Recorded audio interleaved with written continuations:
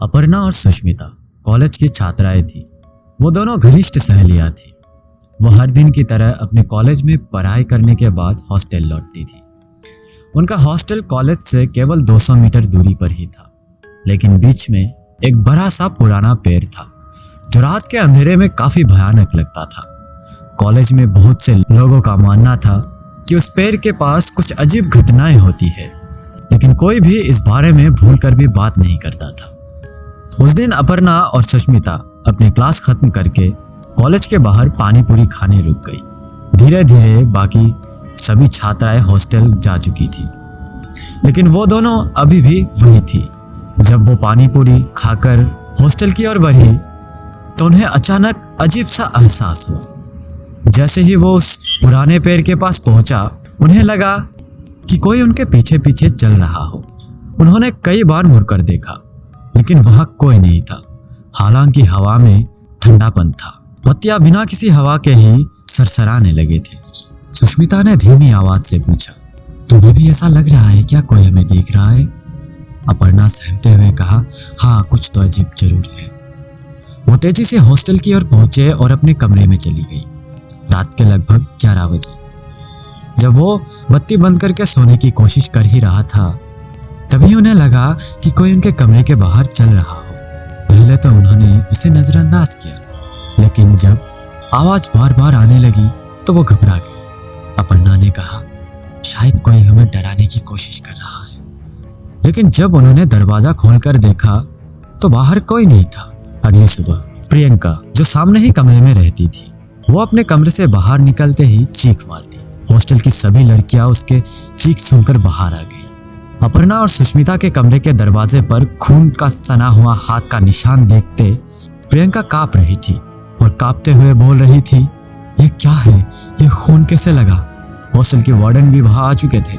उन्होंने चौकीदार को बुलाया, निशान साफ करवाया और सबको शांत रहने के लिए कहा, लेकिन उनके चेहरे पर चिंता साफ साफ झलक रही थी। इसके बाद की रातें और भी डरावनी होती गई। रात के 12 बजे अपर्णा और सुष्मिता को महसूस होने लगा कि उनके कमरे में कोई और भी मौजूद है। कभी कभी उन्हें ऐसा लगता है कि कोई उनका पास बैठा है, जबकि कमरे में कोई नहीं था। डर के कारण उन्होंने हॉस्टल वार्डन से सारी बात बताई, लेकिन वार्डन ने उनका वहम समझकर नजरअंदाज कर दिया। तुम दोनों कुछ ज्यादा ही सोचते हो, ऐसी कोई बात नहीं। डरी हुई अपर्णा और सुष्मिता ने फैसला किया कि अगले दिन वो लोग हॉस्टल नहीं लौटेंगे। लेकिन अगली सुबह हॉस्टल में कुछ ऐसा हुआ जिसकी कल्पना भी नहीं किया जा सकता था। प्रियंका ने फिर से वही खून का धब्बे देखे, और इस बार सिर्फ निशान नहीं थे, बल्कि दरवाजे पर खून का धाराएं भी थी। अपर्णा, सुष्मिता, दरवाजा खोलो। प्रियंका ने जैसे पुकारा, लेकिन वहां से कोई आवाज नहीं आया। धीरे धीरे बाकी लड़कियां भी इकट्ठा हो गई।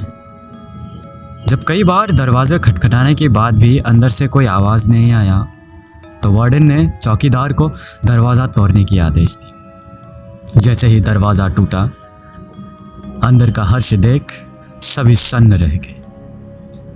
अपर्णा और सुष्मिता दोनों फांसी के फंदे में झूले हुए थे। उनके चेहरे पर एक अजीब सी भय और दर्द झलक रहा था, मानो मरने से पहले उन्हें कुछ भयानक दिखाया गया हो। इस घटना के बाद हॉस्टल में अजीब घटनाएं होने लगी। लड़कियां कहने लगी कि रात 12 से 1 बजे के बीच उन्हें अपर्णा और सुष्मिता की बातें सुनाई देती है। कभी कभी कोई उनके बिस्तर के पास आकर बैठ जाता था, लेकिन जब वो आंखें खोलते थे तो वहां कोई नहीं होता था। वार्डन ने हॉस्टल में पुजारी बुलाया, लेकिन तब तक कई लड़कियां हॉस्टल छोड़ चुकी थी। अब भी जो वहां रहती थे वो रात के खौफ में जगती थी, यह सोचते हुए कि उन्हें कहीं जो अपर्णा और सुष्मिता की हुई।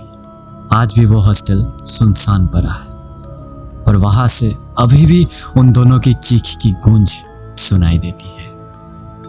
और आज ये एक श्रापित हॉस्टल होकर रह गया। आखिर इस कांड के पीछे कौन था और क्यों उसने ऐसा किया? सब्सक्राइब कीजिए, लाइक कीजिए, और अच्छे लगे तो शेयर जरूर कीजिएगा। जुड़े रहे हमारे साथ।